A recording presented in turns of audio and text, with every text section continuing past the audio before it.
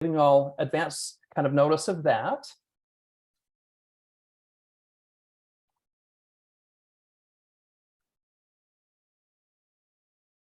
And it looks as though maybe the numbers have stalled a little bit at mid-30s, and I don't want to hold us up much more since we do have a pretty aggressive agenda and a lot of ground to cover.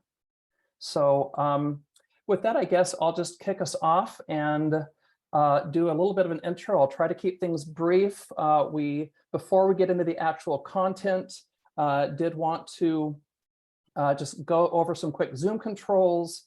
Wanted to acknowledge a few folks, but really first and foremost, I wanted to say welcome.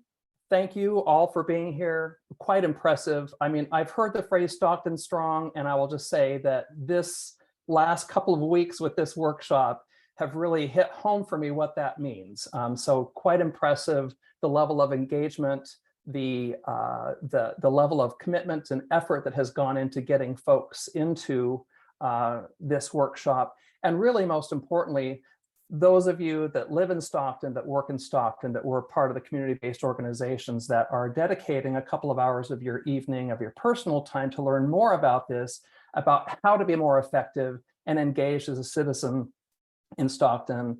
Amazing. You really are the ones that need to be recognized. But I do want to make sure that first of all, my name is Scott Wall. I work for the California Air Resources Board, and I work in we have a lot of folks here that aren't familiar with AB 617, but basically the Assembly Bill 617 is a law that was passed that created what's called the Community Air Protection Program.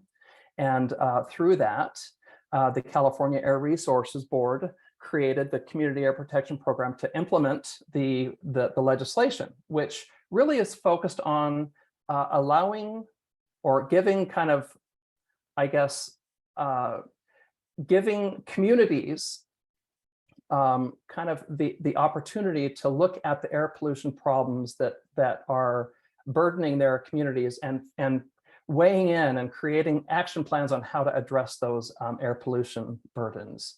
And so that's my link to Stockton right now, is that I'm assigned as a community liaison. That's one of my hats that I wear at work, is I'm assigned as a community liaison to the what we call the AB 617 Community Steering Committee. And so I am thrilled to be with you. That process, that AB 617 Community Steering Committee process, is really where the idea for this workshop percolated up. And I want to start with acknowledging a couple of folks that have been through this whole process from the beginning all the way till tonight, and have been really critical in getting us from the idea to a full room. And that's Mary Elizabeth. Mary, wave at us if you will, and Jonathan Pruitt, if you'll wave at us from Catholic Charities. Mary Elizabeth and Jonathan have been really, again, instrumental in getting this thing together. They've weighed in on, I mean, they've given us countless hours in meetings, weighing in on kind of like what we need to cover, how we need to cover it. So I really want to, and getting folks here tonight. So I'm guessing that many of you are here because of Jonathan and Mary Elizabeth. I also want to acknowledge another Stockton resident, Willie Marquez, who couldn't be with us tonight, but he also was very instrumental in kind of developing the concept of this and weighing in on the content. You will be hearing more from them this evening, but our friends at Shoot Mahali and Weinberger, Winter King, Winter, thank you. And we also have Carmen Borg from Shoot Mahali. They will be your two primary presenters. And we also have Mindy from Shoot Mahali, who's helping support in the background. Shoot Mahali has been fantastic to work with, very responsive, hearing all the feedback, and have put together what I think is a fantastic program for this evening.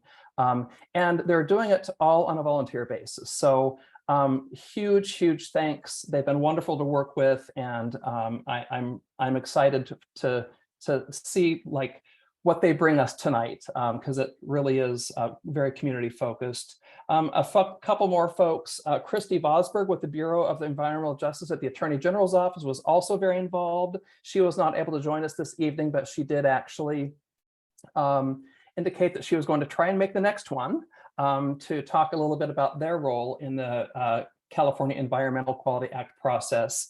And then last but certainly not least, wanted to kind of acknowledge all of my CARB folks, all of my Office of Community Air Protection folks that are in the room here. If any of you are there, just give us a little bit of a wave. They are here to support and have also been supportive of the process all along. And they're doing a lot of the backbone of the running of the meeting here with me. So appreciate all of that. And again, I think most important, I'm sure there's many people I've overlooked and forgotten, but I know that a lot of folks have been advocating, trying to get this workshop full. And so thank you for that. With that said, I would like to actually just briefly go over some Zoom controls. So if I can, what I liked Winter's analogy, if I can walk and chew gum at the same time, I'm going to try and share my screen and go through some quick Zoom controls. Just for those of us that maybe aren't as literate with Zoom, as you can see that maybe I'm also struggling a little bit with. So just a few kind of Zoom controls, things to kind of keep in mind. Just would ask that you remain on mute unless you've been called on to speak or kind of are involved with group discussions. And the mute and unmute button is at the bottom left of the Zoom screen. If you do have any challenges with any Zoom challenges, need some tech support, please feel free to email on this slide Brian Moore at brian.moore@arb.ca.gov, and I will actually ask Brian to go ahead and plug that in chat so people have access to it if they need to. As far as chat, if you'd like to kind of contribute ideas, there will be opportunities to contribute ideas through the chat room throughout the evening.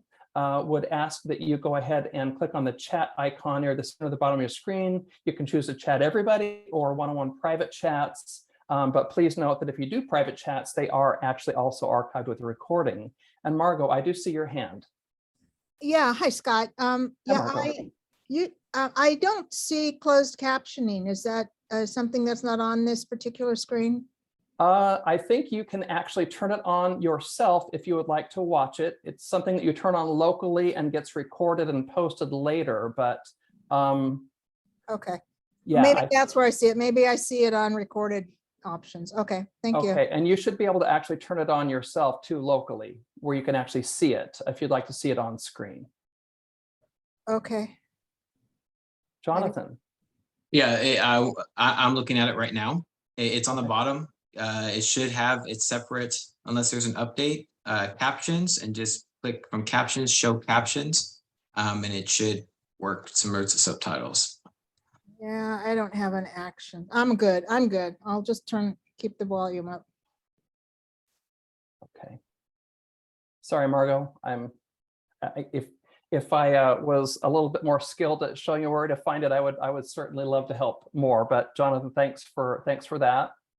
Good to know that it is out there. So as far as continuing on with Zoom controls, if you would like to kind of ask a question, and maybe Jonathan and Margot just demonstrated this for you without really even needing to ask a question or comment, but if you'd like to ask a question or comment, or you'd like to be added to the kind of questions queue, please click on reactions and raise hand as seen on this slide. And then you would actually follow the same process to lower your hand once you've had the ability to ask your question or speak. And then as far as video, if you'd like to stay off video or go on video or bounce from on and off of video, there is the video icon also down at the bottom left of your screen. You can use that to toggle video on and off. And that is it for the Zoom controls. What other questions anybody have before we move on? So with a group this large, we're going to make this very, very quick. I would love to, we don't have time to do personalized introductions. So we're going to do a little bit of just a quick little show me your hand or practice your newfound Zoom skills and actually raise your Zoom hand if you'd like, however you want to do it. And so what we're going to do is we're going to have an opportunity. Perfect, wonderful, excellent. That's great. It's okay. Applause works as well. So y'all are getting the Zoom stuff down. Fantastic. So now that you've practiced that, I'm going to actually ask a few questions about what your affiliation is. And I'm going to then ask each of you kind of through this exercise to either raise your Zoom hand or applaud, whatever you want to do, whatever reaction you want to give me, as long as it's nice. Or even just kind of give me some type of a little like physical clapping if you'd like. But you will have an opportunity to kind of introduce yourself a little bit more later on as we do some breakout rooms. But this is just so that we as a larger group understand who all's in the room with us. So I'm going to ask you to raise your hand if you are a resident of the greater Stockton area, including Stockton and Manteca. So just give me some kind of reaction, raise hand, clap, raise your hand, however you want to do it. Okay, great. All right. Nice showing. Again, Stockton strong. Very impressed. Very impressed. All right. So this may also apply to you. So I'm going to ask you, you can raise your hand on any of these things that actually apply to you. So I'm kind of let's clear the deck. You can go back in and do the reverse lower hand if you'd like. If I'm going too fast, somebody just tell me. So I'm going to ask you now to raise your hand if you represent a community-based or a nonprofit organization in the area. Nice. Okay. Another excellent showing. Very involved folks here. Love seeing that. Great. Thank you so much. All right. I'm going to clear the deck.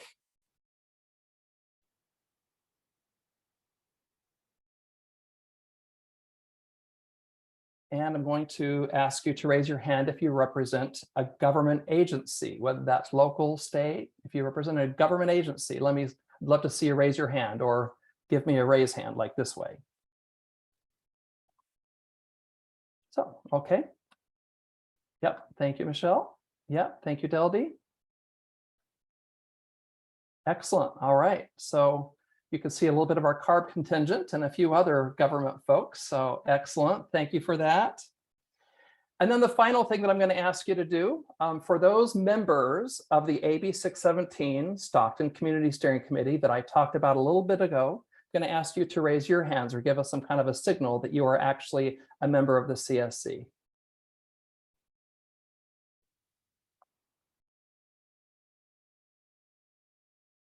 I know we've got a few more here, but yeah, thank you. So for those of you that are involved with Stockton and are kind of in Stockton and aren't part of the AB 617 CSC, I did want to point out the significant amount of work and effort and energy that the folks that have their hand raised right now have put into helping to clean up the air in Stockton. And so it's been a 2-year process and at times exhausting, grueling, but it was a lot of effort and they have done a phenomenal job. And I just wanted to, I guess, acknowledge all of the efforts that they've done. And they're giving us 2 more evening hours for this when we're going to all see each other on Wednesday night for 2 more hours. So with that, do I have any questions before we actually move on into the content presented by Shute, Mahaly, and Weinberger? Okay, so at that point, I'm going to walk and chew gum, and I'm going to go off camera, and I'm going to hand it over to Shute, Mahaly, and Weinberger to lead us through the actual content.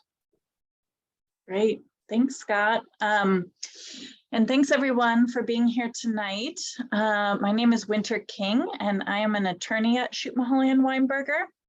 And I am here with 2 of my colleagues, Carmen Borg, who is an urban planner, and Mindy Jean, who is also an attorney. And since this, little intro thing had questions about whether you represent a group or not, it brought to mind the fact that we aren't representing anyone tonight. Representation means something a little different for us lawyers and people at a law firm. We aren't representing any clients tonight. We're just presenting this presentation here, hopefully to get you all a little bit more information about California is what's sometimes called our preeminent environmental protection statute, which is called CEQA, and we'll get into it in a second here, but it's an area of law that in addition to providing environmental protections is also a tremendous tool for public involvement and engagement and really public power in decision-making processes.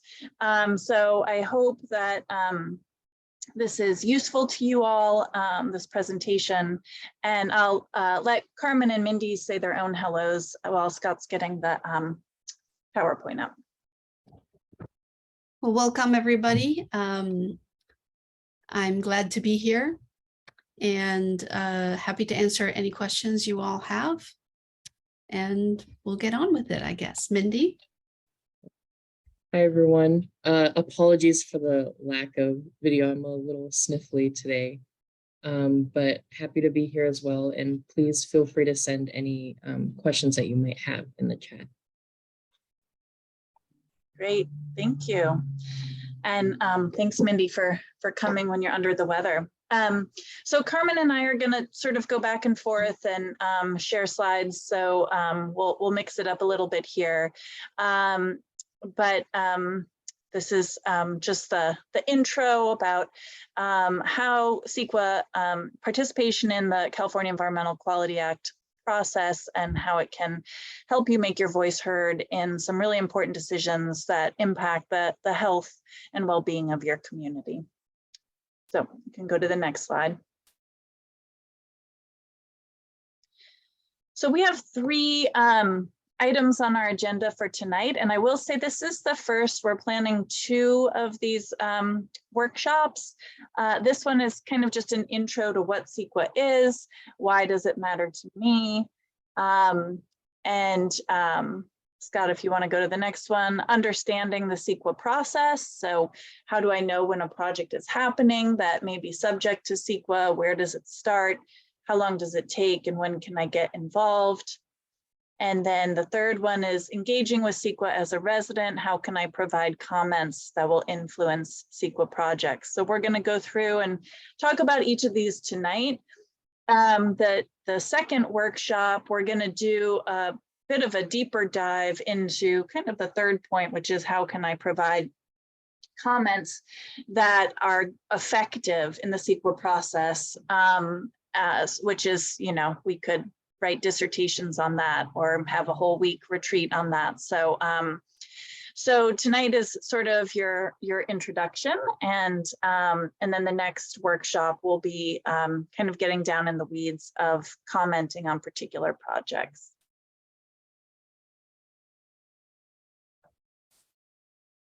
All right.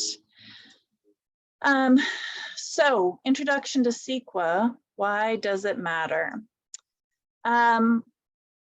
First, what is CEQA? And I apologize, I'm working from one monitor today, so Scott and I are going to have to do some telepathy as I go back and forth between looking at what's on his screen and what's mine. But first, what is CEQA? What does it stand for? We actually just saw it on the earlier slide, but if folks are already familiar with it and want to put some guesses in the chat or some ideas, go for it. We can. I do like this aspect of the remote world that we've entered in the pandemic, is that people can communicate in these meetings in a number of ways. So feel free to use the chat, as Mindy said before. But CEQA stands for the California Environmental Quality Act. And this is a state law that requires all public agencies to think about the environmental impacts of a project or an activity before they approve it. And not only do they have to think about the impacts of the project, but they actually are required to reduce impacts, significant impacts through what's called mitigation measures, or consider entire alternatives to a project. So if someone comes in and says, I want to build a gas station with a mini mart and you know, an office building next to it, and it's on a, you know, partially on a wetlands, this statute says you have to consider alternatives to what the applicant wants to do that could reduce some of those impacts. And at this point, I'll just pause because I already used a few kind of CEQA buzzwords. I mentioned environmental impacts, I mentioned mitigation measures, and I mentioned alternatives. And I believe Scott sent around a cheat sheet glossary of some terms. Environmental law is terrible in this way, that we have these sort of special terms that you get very familiar with the more you're involved in this process. But sometimes we forget that to people who don't, you know, eat, breathe, and sleep with this statute, that those may not be entirely clear what their meaning is. So feel free to either put questions in the chat that others can respond to if you have questions, or take a look at that glossary.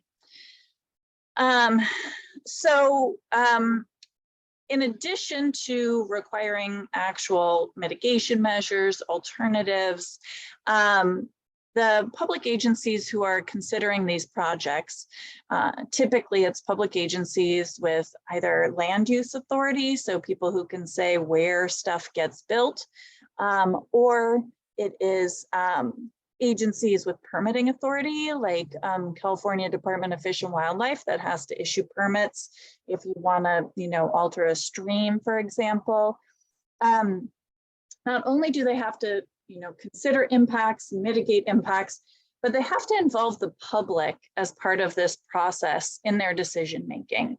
And this, you know, is kind of why we're here tonight. And what's, I think, really amazing and important about CEQA is this requirement to solicit comments from the public, but also an obligation to respond to those comments as well. So there we're going to talk about the CEQA process, and you'll see that at various points in the process, there are opportunities for both written comments and verbal comments when there's a public meeting about a project. And because of this, because CEQA provides all these opportunities for public participation and public comment, CEQA really provides an opportunity for communities to organize and express their concerns about projects in a sort of group organized fashion, which can be really effective. So it's, you know, CEQA is not only a technical tool for pointing out, you know, oh, you did your analysis wrong, or you should have considered this, but it also has turned out to be a fairly important political tool for allowing communities to let their decision makers, their legislative decision makers, know what their concerns are about a particular project. And so as a result, this is sort of an added layer. There's another law which you may or may not have heard of, which is called the Brown Act, that is sometimes called our government sunshine law. So it requires local governments to make their decisions in public and provide notice of public meetings and things like that. But the Brown Act, together with CEQA, I think really provides like maximum public impact, because the Brown Act will say, okay, you've got to let the public know you're going to be considering this project at the next meeting. And CEQA provides opportunities to, and kind of a format to express concerns about the impacts of a particular project on the environment. So the slide that's up now is basically a summary of what the California Environmental Quality Act is, and it is a state law requiring public agencies to consider inform the public about, and lessen the environmental harms of projects that they approve.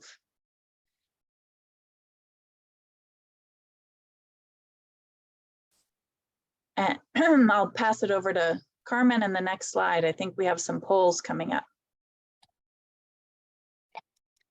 We do.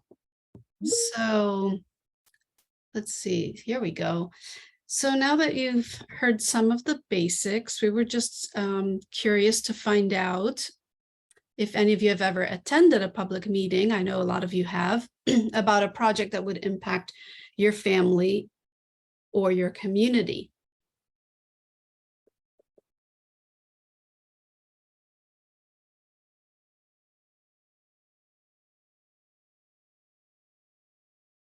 So I've launched the poll. Just feel free to say yes or no if you've actually attended on the poll.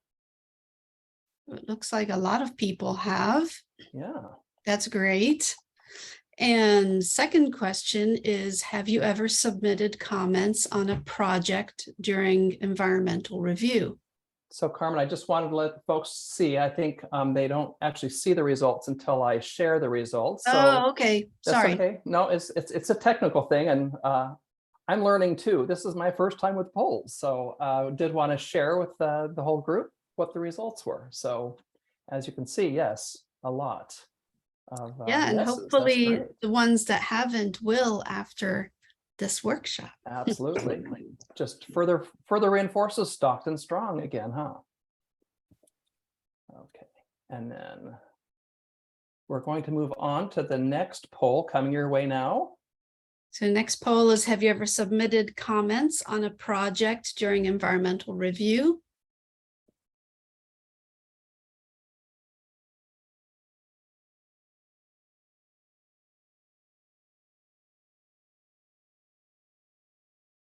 And it looks like we still have some coming in, so give it another few seconds here.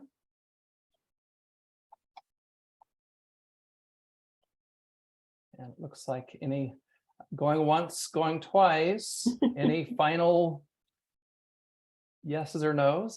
We will go ahead and end this one, and you can see the responses. Yeah, that's great. That's a lot of people who have submitted That is. comments. Well, so if you answered yes to attending a public meeting, if you feel like sharing about that, tell us in chat what the project was about and whether you found it hard or easy to make comments, if you said you've commented, and then what sort of issues you've run into with that process.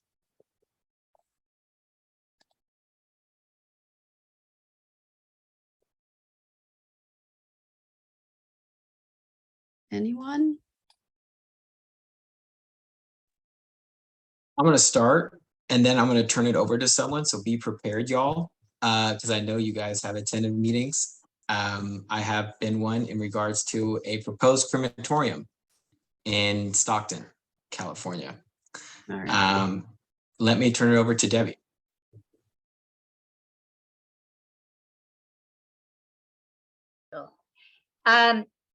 I bought a home in Calaveras County. 3 weeks later, I find out that it's the final meeting before the Board of Supervisors to approve a sewer plant right behind my house. And so not only did we have a hard time before the Board of Supervisors, but we gathered enough people, we fought it, and we took out two board members while we were at it, and inserted our own people in those slots. And the sewer plant was never built, and the mitigation, and we found a strawberry that was endangered. So we had a lot of work to do, but we did it. Thank you. I see Miguel's hand up. Oh, hi, and this is not Miguel, this is Oh. Katja Evanho. I'm a neighborhood activist in the Midtown area of Stockton. Yes, I have, well, lots of questions about the Victory Park pool as it remained empty for 13 years, from 2010 till now. Many of us approached city council, with many questions and comments about the fact that the pool was empty for so long. And frustrating, a little bit frustrating, because the city council does not respond to your comments. You can comment all night, but there's no, 3-minute comments allowed, no response. Thank you for those examples. I appreciate that. And yes, it is frustrating when you go to those meetings and they're just taking comments, but not answering you. And Carmen, I just wanted to jump in and say, I think the examples are all really interesting in terms of raising both sort of the political and legal side of CEQA, and how sometimes you can go in with kind of technical comments about the strawberry in the field. And because there's also a community of support and for your position, you can end up, as Debbie was saying, with a political victory, which honestly is the best thing you can get out of the CEQA process, is for the politicians in charge to either see your point of view or to leave and make room for other politicians. So that was really interesting example. Yeah, quite a victory. From the Carmen, examples. I'm sorry, Carmen. Yes. This is Scott. I also see that Karen Moore has a hand raised as well. Oh, I'm sorry. Okay. That's okay. Go ahead, Karen. Yeah, I just recently was attending a planning commission meeting, and that's the first time I heard of a project, a warehouse project. And there was a woman there who was talking about how it was going to affect her personally, her community, that she had bought a house in kind of a very farm-like area of Tracy. Well, not even Tracy, in the county, not even Tracy city limits, and that this warehouse would literally be across the street from her.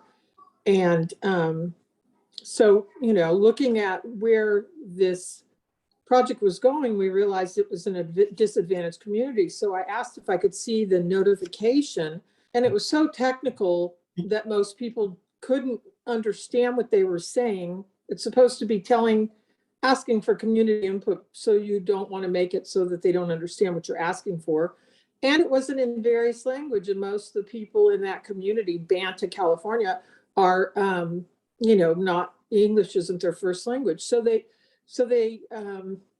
question is, you know, when they're being told that they have to reach out to the community, somebody's actually posted a picture of a sheet of paper about community input on a pole in town.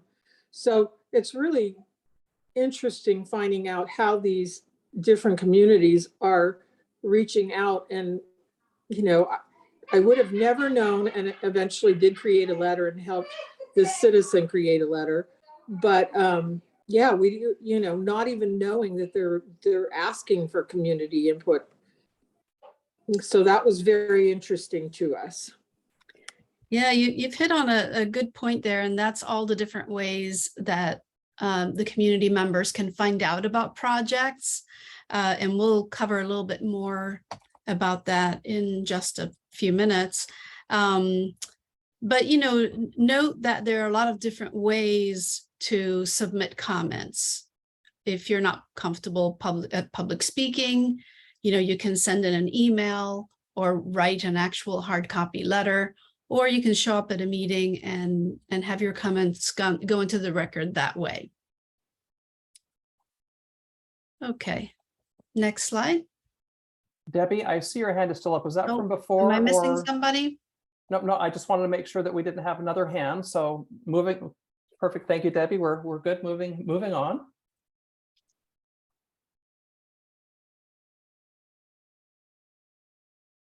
Great. So now we're already on to the second a bullet point agenda item for our discussion tonight, and that's understanding the CEQA process. So kind of where does it start? Like what does it even look like? How long does it take?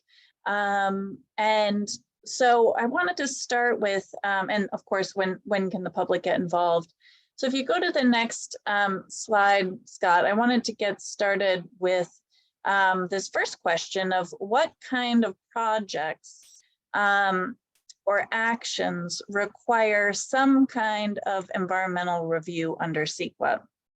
And because not all actions do.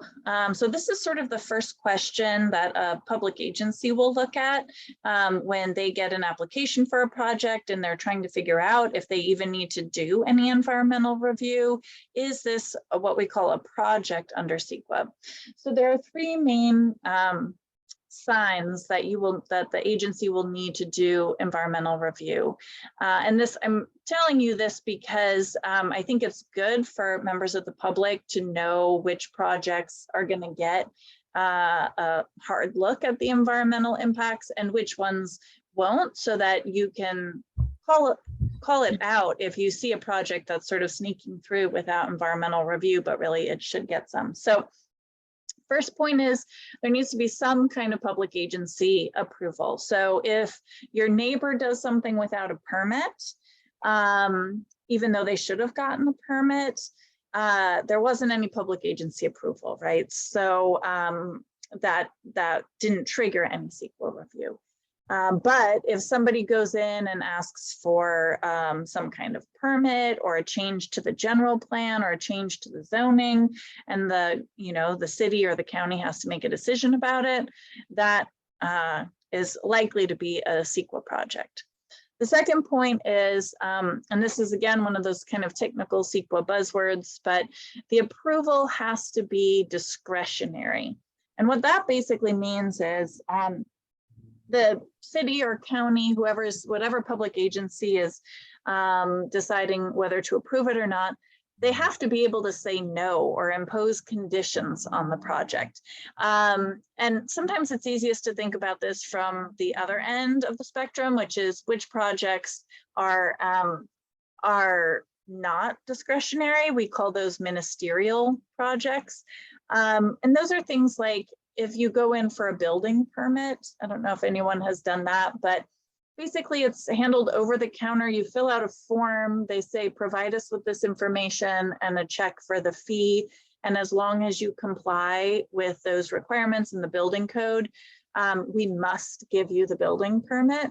So those are not discretionary. Those are called ministerial projects, but basically anything that's going to require a change to land use regulation, again, like a general plan amendment, a subdivision approval, like a tentative map, things like that are going to be discretionary.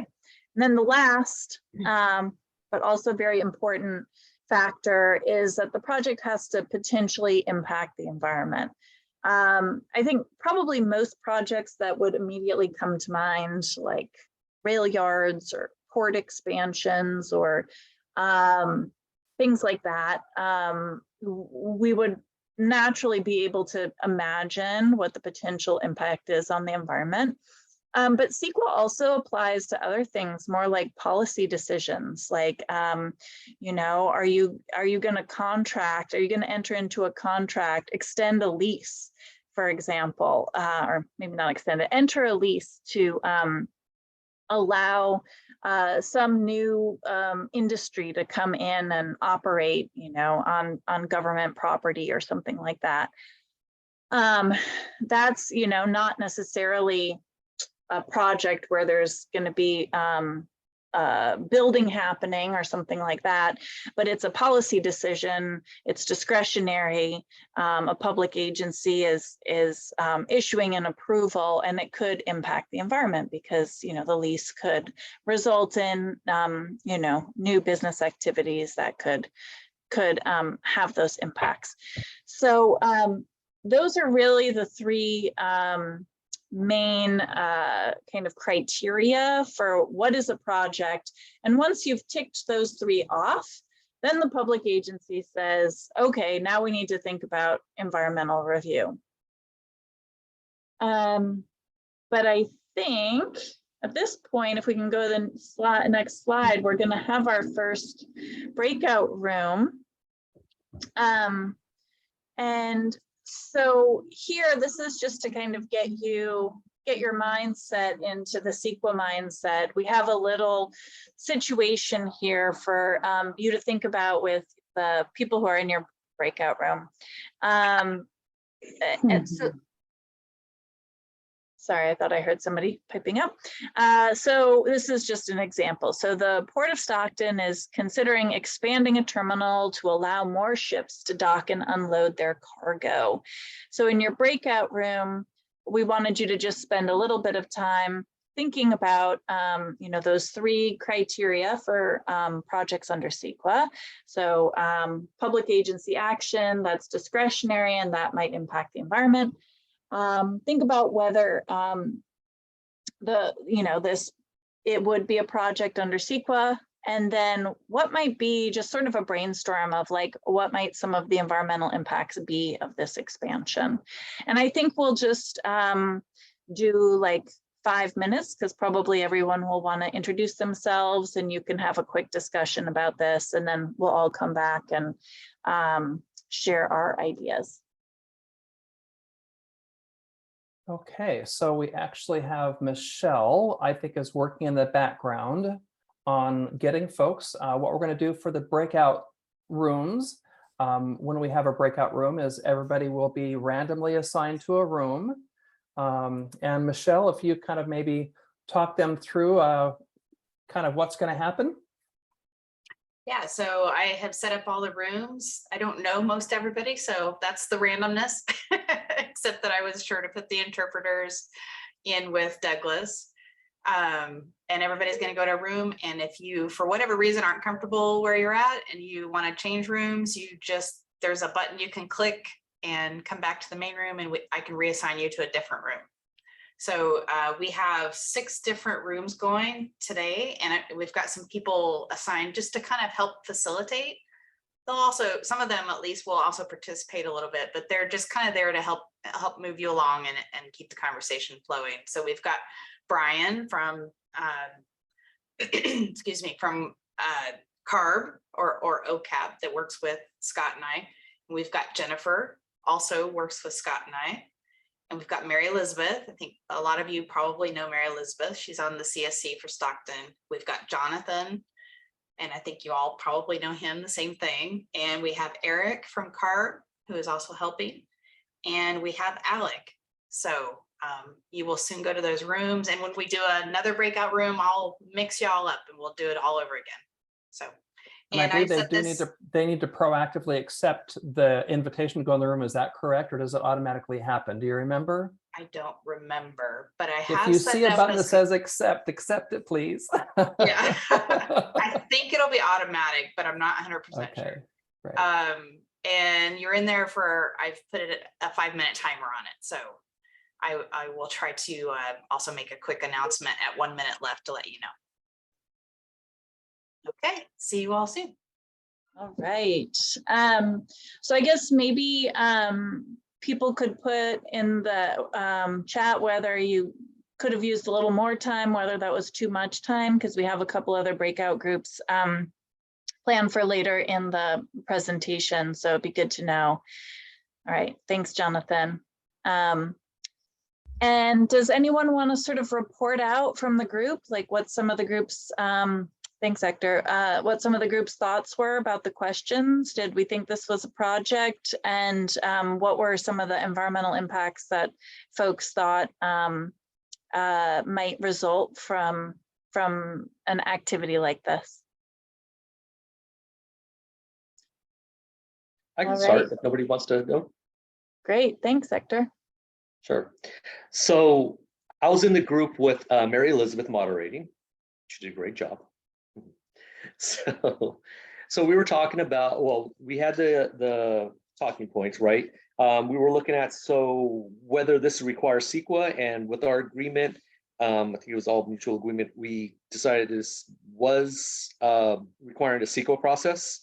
The Port of Stockton is a public agency. They do have discretion whether they want to increase or decrease the port traffic as far as ship traffic. And then the biggest thing is potentially how would that impact the environment? And we came up some ways that this would impact the environment.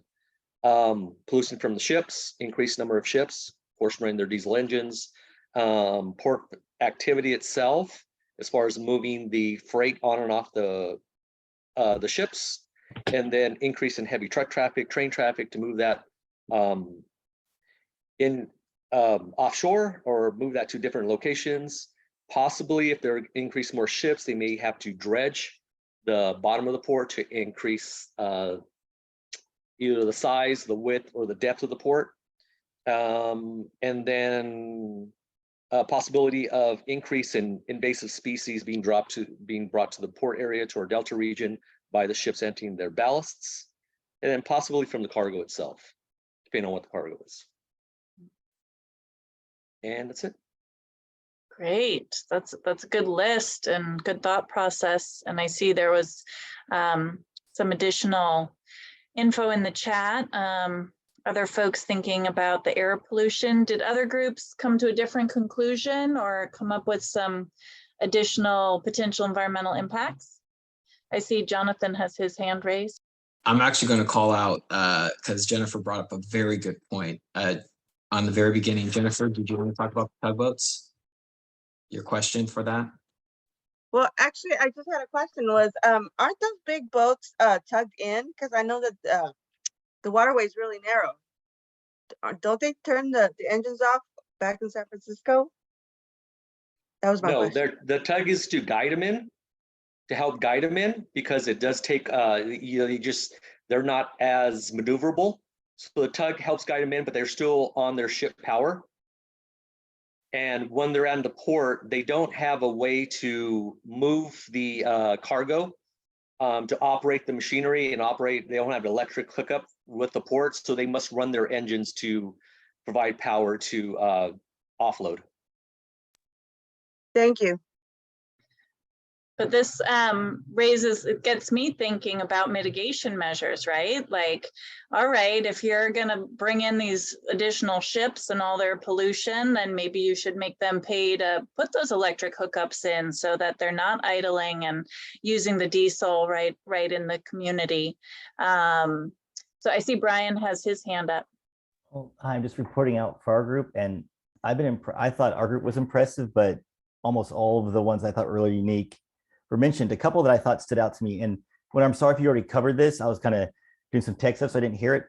GHG emissions were brought up, but I wasn't sure if CEQA applied to like straight like methane and carbon dioxide emissions. Okay, You cool. bet it does. CEQA definitely applies to greenhouse gas emissions. There's a whole body of law about it, and it's like obviously one of the like critical environmental issues of our time. I will say this analysis, the way CEQA handles it, because greenhouse gases, there's an issue because any individual project, the greenhouse gas emissions from that project are going to seem real tiny compared to the whole world.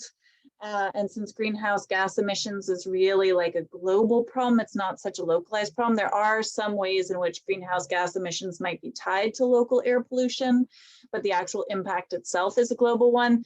In kind of early days of thinking about greenhouse gas emissions, we ran into the problem a lot of times of like, oh, it's just this little amount of greenhouse gas emissions. That's not going to like increase the global temperature by a degree. And so now where the legislature has landed is that may be the case, but that doesn't get you off the hook for thinking about it at what we call a cumulative level. So yeah, you're only emitting this much of these greenhouse gases, but just think if everywhere in the world we had projects like this, or think about it in connection with all the other projects that are being built in California or the region, and would this sort of contribute cumulatively to the climate change problem? So great question. Cool. And they also brought up, and it looks like Debbie did too, the idea of noise pollution. And then another one was the actual environmental impacts of the construction itself, not only the operation, but the construction of it. Excellent points. I was going to raise noise if no one else did, because that's sort of a sleeper issue, but it's such a huge issue for, I mean, it's actually really a health issue for members of the community. And I've worked in areas near rail yards and having trains connect and, you know, blow horns and stuff in the middle of the night is not great for anyone, on top of air quality impacts. Yeah, Jonathan, I see your hand. So this brings up a question then for the future, when technology gets better in terms of electrification. If if the ships are electric, say if the tugs are electric, does this project still have to go through a really harsh CEQA measure? Well, that's interesting. I thought you were going to go another way, which is an issue we sometimes see, which is, let's say we're commenting on this project and we say, you should have electric ships, or you should have an option for like running on a battery while you're in the port. And then the applicant says, well, that's not technology that's available at this time, so you can't make me do it, right? So there is a way in which you can say, well, put it in there as like when it becomes available, you have to do it, because this project is going to be a really long project, right? Like this is going to be in operation for years, decades, centuries, and you want to be able to capture and say, make sure that these people have to use the latest and best technology. So that's one response that came to my mind. The question of if this technology does become available, I think you're still going to see environmental review, because there will still be a public agency action. It will still be discretionary. There will probably be some impacts, but maybe in this future, which I hope comes sooner rather than later, where all the ships are running on electricity and there aren't the impacts. You might get into, well, are there potential environmental impacts? But since there are these, like, you know, you're still taking it off the ships, there's going to be noise, there's going to be trucks, probably still going to have some potential significant impacts that will have to be analyzed. But maybe it will be a quicker, and we're going to get into sort of the different levels of environmental review, but maybe when the technology is there and the operations are cleaner, it might be a more streamlined process. All right, any more thoughts on this one? Differing perspectives or additional impacts? Eric, I see your hand up. Yeah, we pretty much had said all that, I mean, you know, about the air quality and the water quality, we're worried about PM and CO2 emissions, but the invasive species, that was another one that came up, including noise. We talked about noise also, so.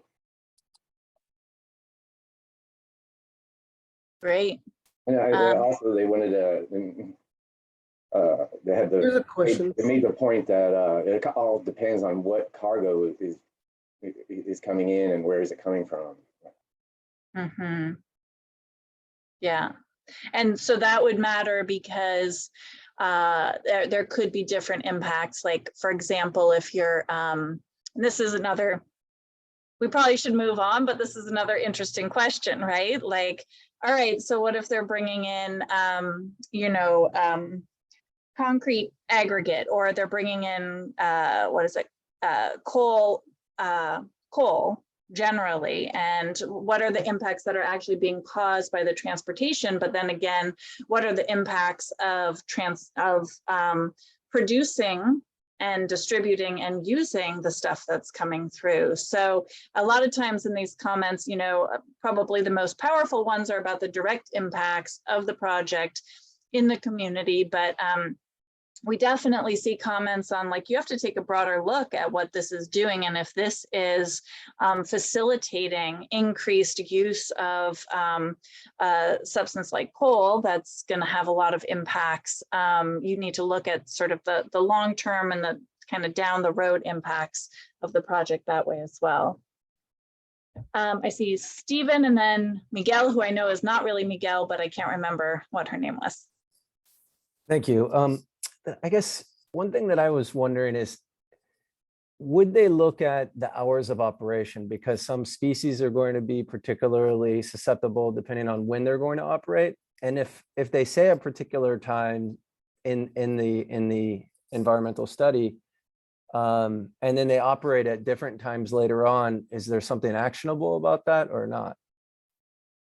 Excellent questions. Yeah, typically, and so you're absolutely right? Like some species are sensitive if we're going to have a lot of light, like we didn't mention light and glare impacts, but that can be an environmental impact as well. And some species can be sensitive to it, also to noise. So when you're looking at this and looking at like the analysis of impacts to critters, biological resources, and you know that like, okay, if this is 24 hours a day, this is going to impact people. And of course, it impacts humans as well if it's operations at night. But that's a great comment to make. So you've got to have limits on the hours of operation. And CEQA requires that all mitigation measures be enforceable and mandatory. So you want to look to make sure that mitigation measures actually are going to be enforceable. So this is going to be a condition of approval in the permit, or maybe, and a lot of times what agencies will do with this kind of thing is they will look at their municipal code or their governing laws to say, okay, we already have rules in effect that say you can only operate between these hours.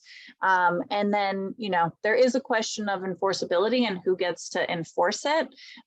Typically, we rely on actually the public agencies to enforce and make sure that these operators are working according to their, you know, the conditions of their permit and the existing law.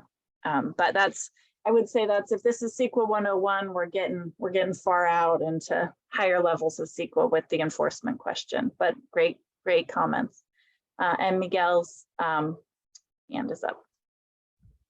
Oh, hi, this is Katja with Miguel and Julie. Hello. Yeah, I was just wondering how, or we were wondering how residents would comment if indeed this were happening. How would residents comment on something like this port scenario? What a perfect segue you provided. Yes, go for it. Rest of our presentation. Thank you. So let's put the next slide. Real quickly, one more question too. Okay. About the biomass incinerator, I was recently told that it monitors itself. How do residents comment either before or after the fact? Do you want to take that one, Carmen? Well, I was just going to say, you know, one thing you can do is to ask for access to reports, because it may be that there's a monitor on whatever, you know, emissions outlet there is. But if the reports aren't made public, then how can you know what's being monitored and what the monitor says? So that's one thing that you can do, is ask for periodic access to the reports so that you can know what's going on. Did you want to add to that, Winter? Yeah, and I think this is a good point to note that the CEQA process happens only at particular times. It happens, and this is where it was important that there was a public agency approval, right? And so usually when you're when a public agency is preparing this environmental document and you're commenting on it, it's before something has happened. It's before they've built the thing or before they've changed the permit to increase operations or whatever that is. There is this whole period of time afterwards, right? And this was what the previous question was about as well. Like, how do we actually make sure that the mitigation measures are enforced and effective? And so for something like this, you're kind of into the enforcement phase.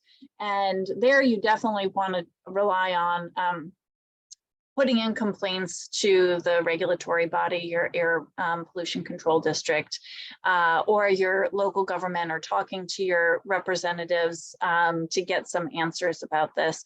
And as Carmen said, you can always ask any public agency for records and documents that might give you, that are public, that might give you some information and explanation. That's another statute. It's called the Public Records Act. And you can always submit a Public Records Act request to, you know, either the city or the county or the Air Pollution Control District saying, hey, we want to know, it seems like there's something going on here that's not right. And we want to know, have there been any violations of permit conditions at this facility, something like that. Okay. I see something in the chat here. Jonathan is giving us tips as well. Okay, so someone asked a little while ago, how do I find out about projects that are happening in the community? Before we go to my slide with the answers, maybe you all can put some answers in the chat and tell me places where you have found out about projects or places that could be helpful. Mary Elizabeth, Jonathan, I know you guys know some answers. Okay, so we've got some links being put up here. City of Stockton website, CEQA.net, that's right, that's the state website. The Planning Commission and the council both have agendas you can check. Look at newspaper for notices. That's right. County Clerk's Office also has notices. The website for the project might have them. Public notices and billboards. So as you're seeing, there's lots of different ways that you can get that information. And remember, Winter mentioned the Brown Act a while ago. This law requires all local public agencies to post an agenda about public meetings 72 hours in advance. So if you look at the agendas for Planning Commission and council meetings, you can see projects being listed there.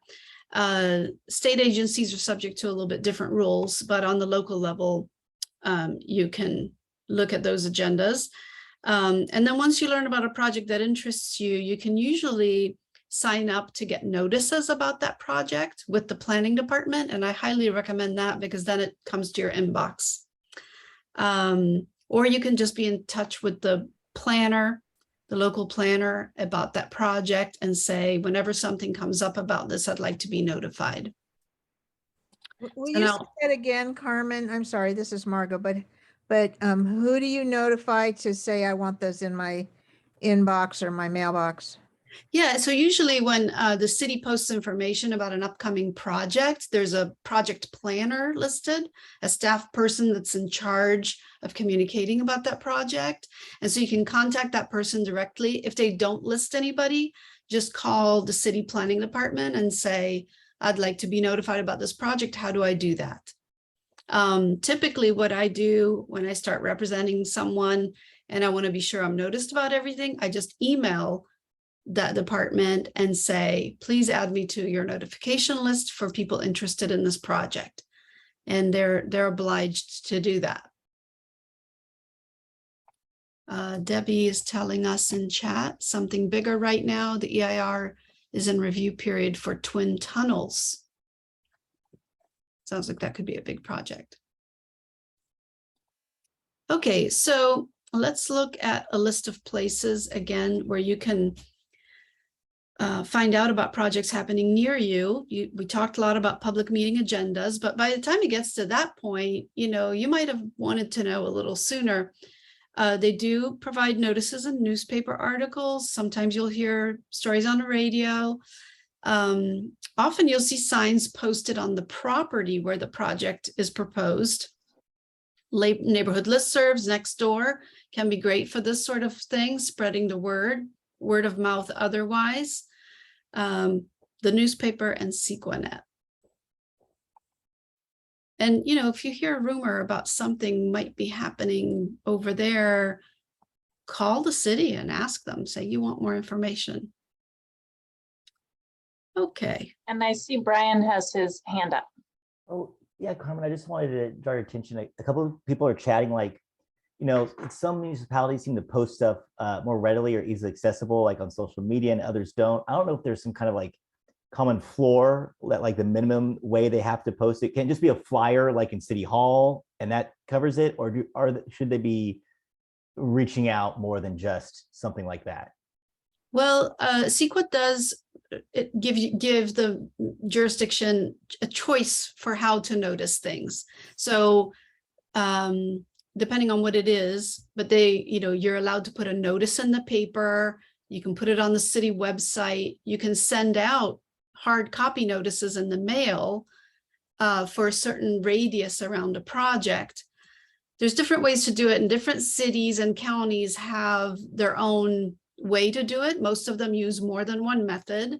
So find out, locally what happens in your town and watch out for, in those media outlets for the notices.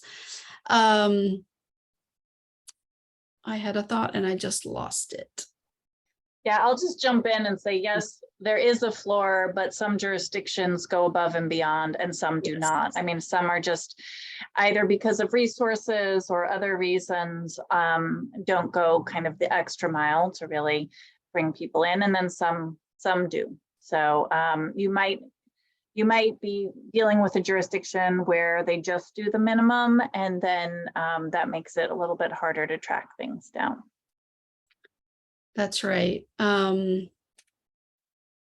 Yeah, and it's helpful to keep an eye out in multiple places because, like we said, sometimes you get the information one way and sometimes another. And a lot of cities will do, we'll do a mailing within a certain radius. Well, that works if you're in an urban area and you can catch a lot of the neighborhoods nearby. But if it's in a more rural environment, you have to notice a lot broader. Otherwise, not a lot of people are going to know about it. So depending on your particular area and where the project is, keep an eye out for that. Okay. And Carmen, I wanted to jump in because we've had such a good discussion. I think we're going to have to move quickly.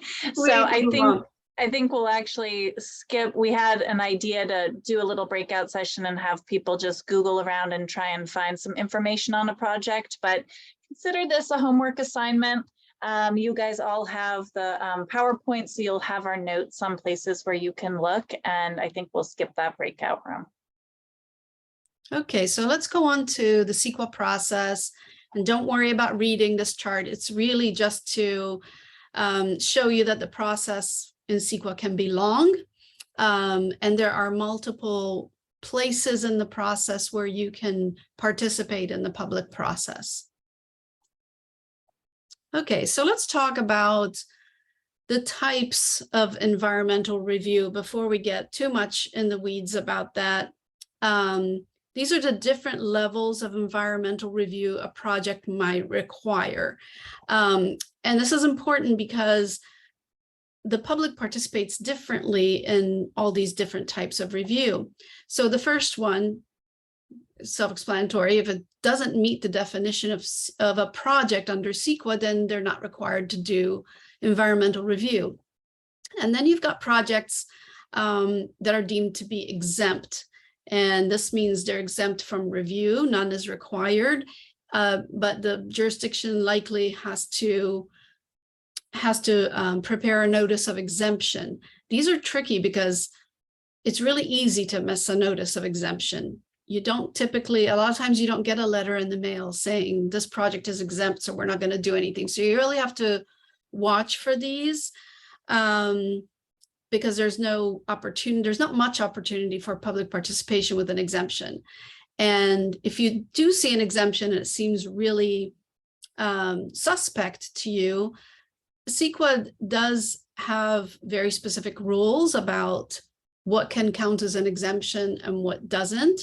And so with a little research, you can figure out whether the project should be exempt or not, or maybe with a lot of research, I shouldn't say that.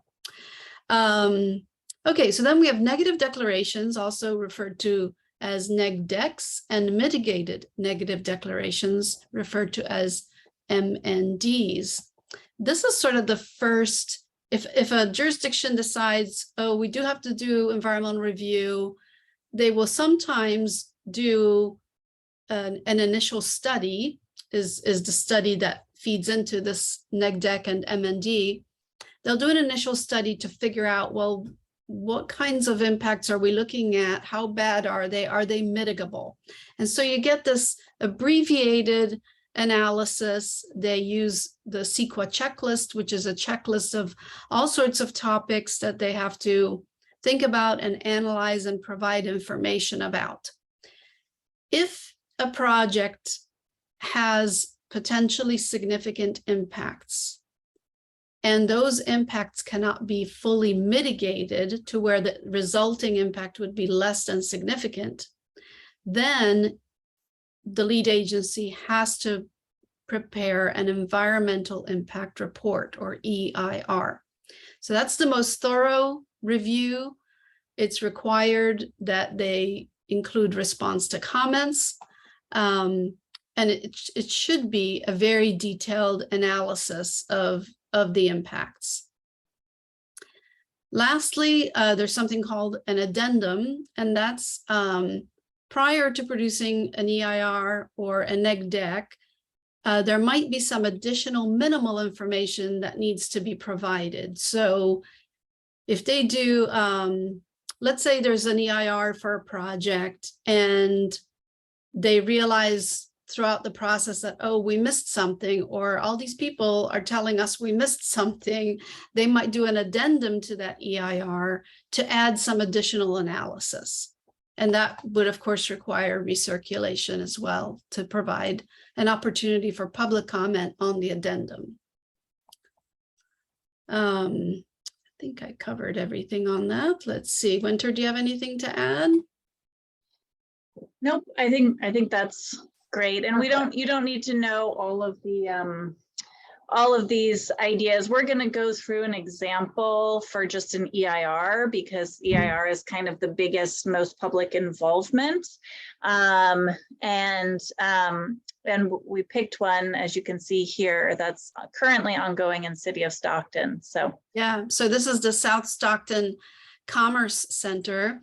And what we're looking at is the city's page about this project. So if you look at it here, you'll see that the first step was they did a notice of preparation. That's letting the community know that they're going to be preparing an EIR. And that's when they initially collect information from the public about what the scope of the analysis should be. So they get scoping comments from the public saying what the community's concerns are. Next, you'll see they've posted an initial study, which I just talked about. That's the kind of first tier of analysis. Underneath that, you'll see that they have the DEIR, the Draft Environmental Impact Report, listed. That's 520 pages compared to the initial study's 70 pages, so quite a bit more. These are the appendices to the Draft Environmental Impact Report, and then they've got the public notice put up and the notice of completion of the DEIR. So after this, there will be a final EIR, but I just went online this morning and also checked in with Mary Elizabeth, and they do not yet have an FEIR. Okay, next slide. Okay, so this is a map of the proposed project. It's this yellow hatched area here. And, I mean, you all know Stockton a lot better than I do, but as you can see, it's right next to the airport, the railroad tracks. You can tell a lot just from this map. From the next map, I put this up here because the first thing I do when I'm working on a project, particularly if it's in an area I'm not familiar with, is I go to Google Maps and I go to the figures that show where the resources are. And I really try to get in my head, what's going on around here? Because if you just look at the fact that there's an airport right there, you might assume, oh, this is an industrial area. It's already noisy and developed, and maybe there's not going to be much going on. If you look at this map, it shows you that there's a creek running through the site, and that the entirety of the site is either prime farmland or farmland of statewide importance. And that's a pretty big deal. It doesn't mean that they can't put a project there, but it means they're going to impact agricultural land. And, that's something that politically may or may not be okay where you live. So it's something to think about. And it would also mean that they would have to mitigate if they're going to build on prime farmland. Next slide.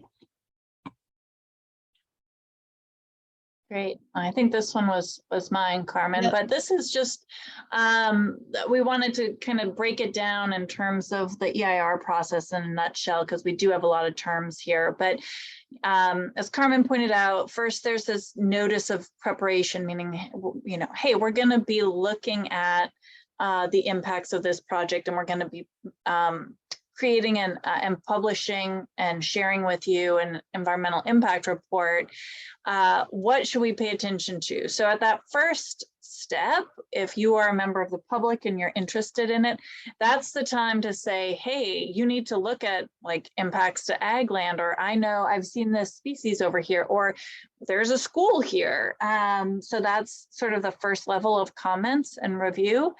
Then you're going to get to see the initial study, or if they know they're doing an EIR, they might just skip to this draft environmental impact report. They'll provide the public with a notice that the draft EIR is available, and they'll say, okay, thanks for your comments on what we should look at. Here's what we did look at. How did we do? Here's our attempt at analyzing all of the adverse environmental impacts of the project. How did we do? And you will, as a member of the public, have an opportunity to comment on that as well. And as Carmen pointed out, those EIRs can be really long, 570 pages. So in our next meeting, we're going to get into kind of how you dive into that, how you tackle a task like that. But know that, again, I'll just emphasize again, there's sort of the technical component. If you're saying like, oh gosh, how am I going to, review a 570-page document? There's the technical component.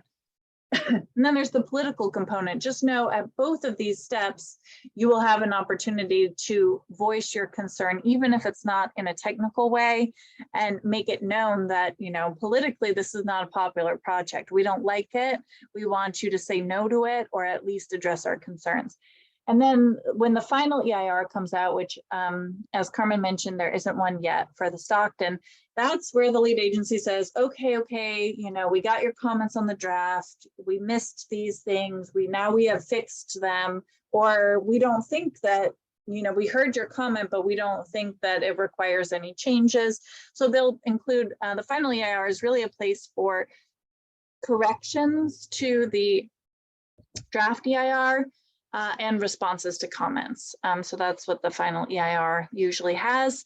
But you have an opportunity yet again after the final EIR comes out to submit a last round of comments. And then the really final step in the process is for the lead agency. And again, I don't know why they don't just call it approving the EIR, but they call it certifying the EIR. So that's the certification stage. Okay, so we've talked about different comment periods. The first one is when the city or county issues the notice of preparation. That's the scoping part of the project. They're scoping what topics to analyze. And usually they give the public 30 days to submit comments at that stage. For the EIR, it's a range of time periods. Sometimes it's 30 days, sometimes it's 45. And let's see here. Yeah, Scott, you did the right thing by going to the next slide. Yeah, I'm realizing I'm on the wrong slide here. Sorry, Winter, I stepped on your slide there. Go ahead. Oh, that's okay. Yeah, and here we're just going through to say for this particular example, you saw on the website that they put the EIR out from October 15th to November 29th. And that's pretty typical. There are different rules depending on the nature of the project, but here's the key point. Agencies can always provide more time. They might not want to, They might not, but that is usually my first step, is to ask for an extension of the comment period to see if you can get a little more time, especially if, like here, we're probably getting into Thanksgiving time, or if the comment period runs over the holidays, which is not unusual. Submit a request to the lead agency, and usually either on the website or in the notice that comes out, there will be an address or a person or a phone number or an, something like that saying, here's where you submit your comments. As early in the process as possible, ask for an extension and provide a basis for it. Like the EIR is big, the community has a lot of input, it's over the holidays. So that's my main point here. But the other one is to reiterate what I've said already several times, which is when you're thinking about this comment process, there's a political component as well as the component of telling the agencies that this document is flawed in some way. And we call that fancy name Exhaustion of Remedies, because, and we haven't talked about this yet, but in addition to this comment component of CEQA, at the end of the whole process, if the agency has not listened to your comments, if they have failed to mitigate or consider alternatives, or they've avoided looking at impacts, there is a possibility for basically anyone who commented, who objected to a project, to sue and challenge and say, you violated CEQA. But in that lawsuit, the only issues you can bring up are ones that were brought up and identified in this public process. So that's another reason why comment is so important. Thanks. Yeah, and it doesn't have to be you that raised the comment. If you decide you're going to sue them, you can use all the comments that were submitted. So next, the final EIR. Next slide. There we go. So there's not a final EIR here, but this is the document where the city considers all the comments and prepares responses to those comments. They are obligated to respond to all comments in the final EIR. So all comments on the DEIR have to be responded to. They do not have to respond to any comments you submit on the final EIR. If the comments are received during the public planning period or the public response comment period, I can't speak, the city has to provide responses, interesting, within 10 days before certifying. That's right. So I've misunderstood what this bullet says myself. What this bullet is saying is that the FEIR has to be released for public review 10 days before the hearing where they're going to approve the EIR and the project. So that's the unfortunate part with the final EIR. You don't get a whole lot of time to review it. It's kind of a quick turnaround. And if there are no agency comments, the final EIR can be released only 72 hours before the hearing. So if some agency responds, the public gets 10 days to review those comments and any responses to them. If they don't, then they only have to give you 72 hours. Winter. Yeah, I see we've got a hand up, but before we go to questions, I do want to make a point that I spoke with Mary Elizabeth about before too, is that, you know, there are going to be a lot of notices saying this is like the comment period ends on November 15th or 29th or whatever it was.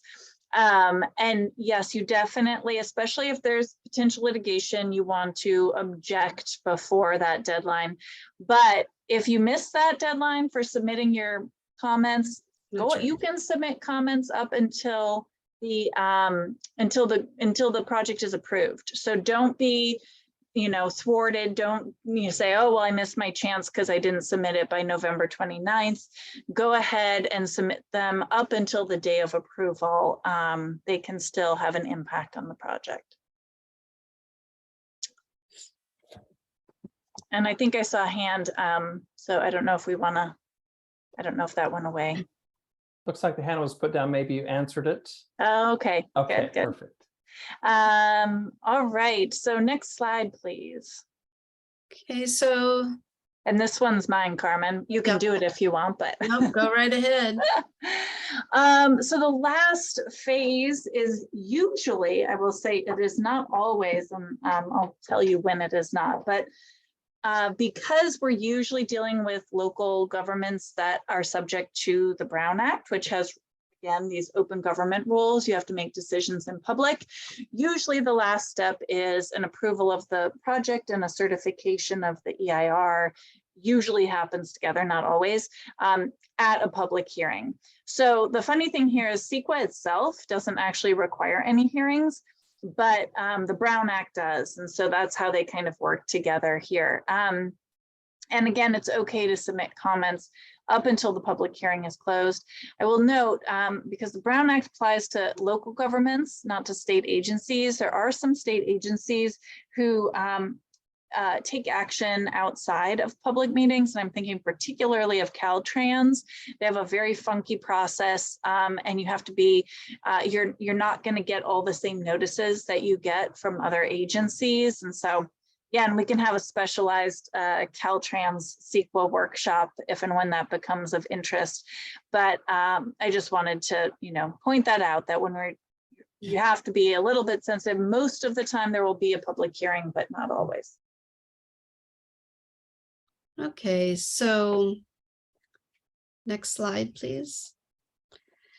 So how can you provide comments that will influence CEQA projects? Like Winter already mentioned a couple of times, there are two components of any CEQA comment. One is the political component, and the other is the legal or technical one, where you identify the legal flaws in the environmental document, so that you or someone else can challenge the project in court. The best outcome, though, is a political one. It's more immediate, and it means it's addressed by changes to the project or denial to the project, or maybe the imposition of conditions of approval or mitigation measures that make the project less harmful. Helpful topics. Next slide, please. Helpful topics for comments. So there's different ways to comment comments. And, earlier I pointed out how that EIR was like 500 some pages. Don't feel like you have to comment on everything, you can comment on the things that matter to you the most. And because all of the comments collectively matter. So personal experience, observations, telling your story of why you support this project or why you don't is pretty important. Errors and omissions. So if you feel like the EIR has left something out or has described something incorrectly. So say, for example, the EIR says there are no schools in the area near the project, but your kid goes to daycare across the street, then of course point that out. Mitigation measures. These are the steps the applicant has to take to make the project less harmful. And if, for example, they say there's nothing they can do about the noise, it's a significant unavoidable impact, you can point out that they could require a noise wall or limit the hours of operation or some other thing. And for a lot of these mitigation measures, you don't have to be someone that understands the technical details of things. You can just use your common sense as well, and that's fine. Alternatives to the project, smaller project maybe doesn't emit so much pollution. And then finally, your heartfelt comments too. Maybe you feel really strongly about this really polluting project that they're proposing because you or somebody close to you has asthma or cancer, and they can't be around pollution that way without being very harmed. Okay. Winter, back to you. Yeah. Okay, so we've done enough talking for now. We've given you a lot of information. So the next slide, if you would, we're going to do a little exercise, and this is hopefully going to kind of tee off of what Carmen was just saying about what you might consider putting into your public comment. We're going to listen to about 5 minutes of public comment at a hearing, and I'll give you a little bit of background on it. It was a project that was actually approved by the Port of Los Angeles. Now it was a number of years ago, and it was to put a new rail yard in this area of the port that was right adjacent to a residential community that you can imagine. It's already next to the port. It has significant air pollution burdens and high rates of asthma and other chronic and acute illnesses. And so there was a lot of opposition from environmental justice groups, neighborhood groups, from the city of Long Beach, which was the city that was adjacent to this proposal. On the other hand, there were a lot of proponents for it. There were, you know, obviously the applicant, which was BNSF railway company, that was arguing that this was actually a green project, that it was going to help because it was going to have the latest technology, the cleanest tech to transport goods from the port to other parts of the country. And then, as you'll see here, there were also members of trade unions who talked about the importance of having not just jobs, but careers. You'll see there's a commenter here. So what I am hoping is that we can all listen together to about 5 minutes, and I will apologize in advance that audio is not great. So hopefully everyone can mostly hear or get the gist of what the comments are. It's only about 5 minutes. And then we'll do breakout groups where you can talk about what you found particularly persuasive, what you didn't find persuasive, what you noticed about how these people presented their comments. And I think we're going to have the video too, so you can see what they're wearing, for example, and talk, and then we'll do another report out. Hello, Madam Chair and members of the Commission. My name is Angela Logan. I'm with East Yard Communities for Environmental Justice. We have membership around and adjacent to the proposed skid rail yard, and we're opposed to this project. We just want to breathe. I want to get past the minutia of the technical analysis of the EIR, and I want to focus on two clear outcomes of the analysis that your staff has conducted regarding this project.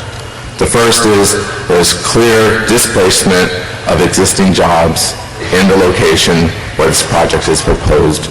More jobs displaced than would be created by this project. The other is that there's a clear disproportionate impact and increased cancer risk to the local community. It is identified in the EIR that this is not a CEQA discussion, that this is not an environmental review discussion, but this is a policy question. This is a question to be determined by you, the policymakers, whether or not this project is just. I want to ask that you see beyond the fog and the minutia of the potential, the maybe, sometime in the future, mitigation measures. I want you to look beyond that fog. I heard for the first time, although it's probably a very old term, heard it first time from a previous commissioner on the Port of Los Angeles, and that is that a pig with lipstick is still a pig. And Skig is a pig that reeks of environmental racism. I want to urge you to stand by your convictions, to stand by justice, to make the right choice, to reject this project. Our communities cannot afford to live near this project. It's clearly unjust, and we just want to breathe.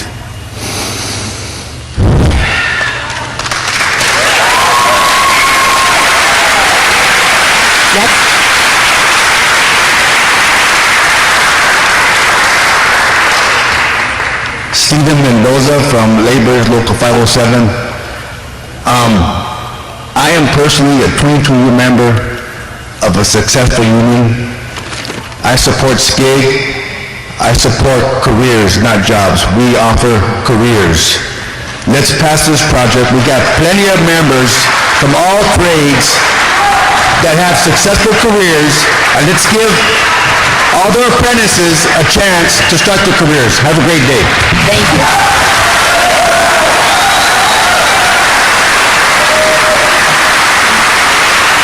Let me call the next group of names. Giselle Fawn, Michael Salcedo, Anton Smith, Sandy Bradley, Patricia Ochoa, and Jamie Barton. Good morning, Commissioners. Good morning, Port of LA staff. I appreciate this opportunity to address you. My name is Giselle Fong, and I am a Long Beach resident. Most importantly, a mother of two. I run an environmental organization called Communities for Clean Ports, and am also the lead for the Building Healthy Communities Long Beach Air Quality Work Group, which represents over 17 different community organizations, faith-based organizations, hospital and health-based organizations. But as I said, my most important role right now is as a mother and as a resident of Long Beach. I also wanted to say that I deeply appreciate Mayor Foster's remarks, and as you know, addressing the disproportionate impacts that Long Beach residents will face, and I really hope you take that to heart. I think that what I want to say most of all is that the residents of Long Beach, of Carson, of Wilmington, the kids of these communities, they matter just as much as kids in other communities. They matter just as much.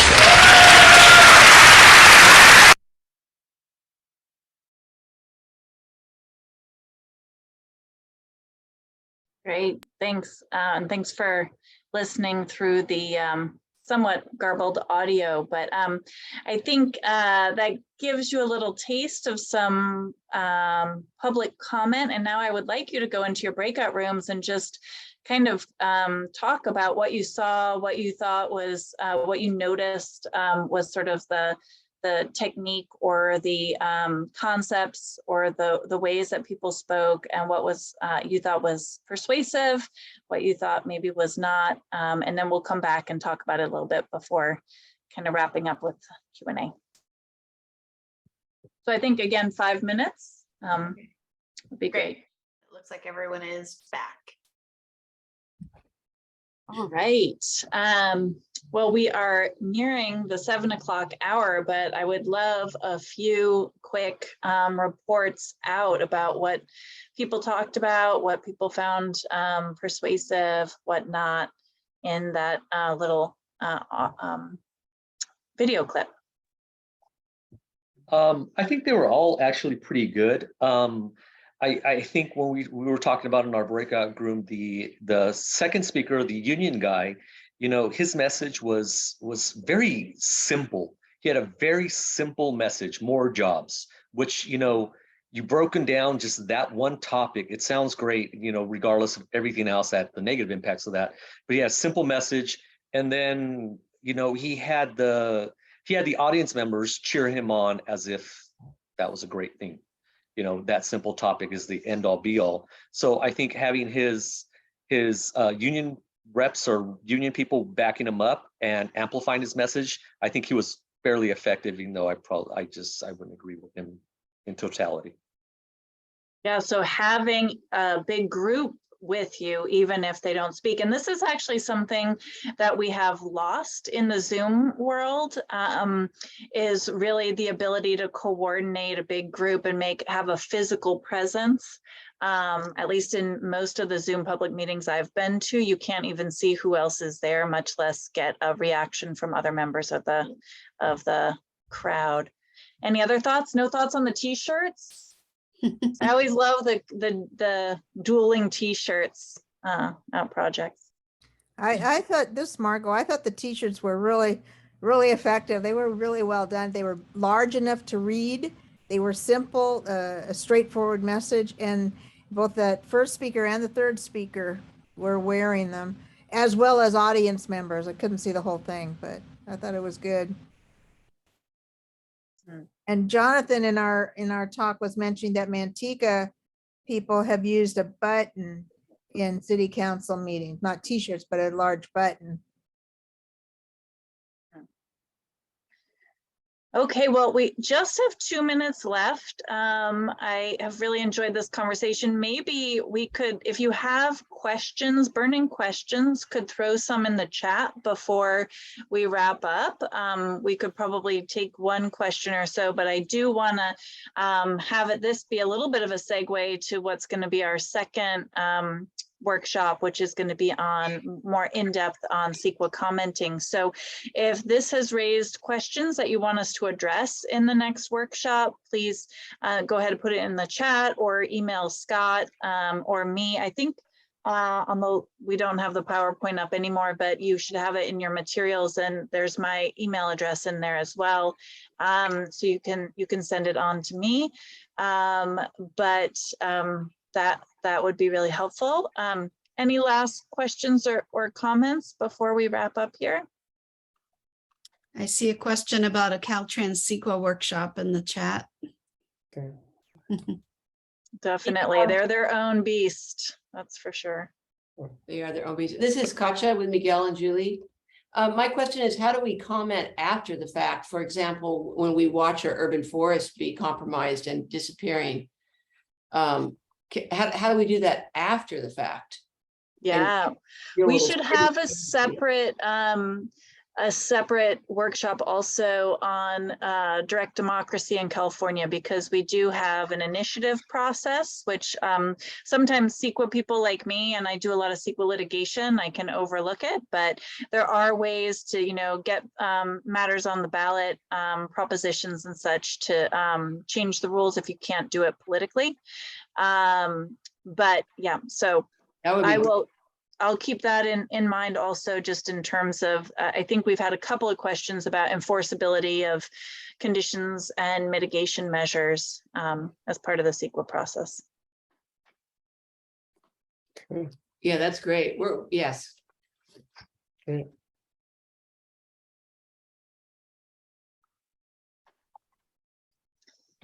All right, well, thank you all. This was so much fun for us to do. I hope you learned something, and I hope you come back and join us for round 2. Thank you. Thanks, everyone. Have a great evening. Thank you for hosting this. Goodbye, everyone. Bye-bye. Thank you. This was Good very job, helpful. Scott. Good job, Scott.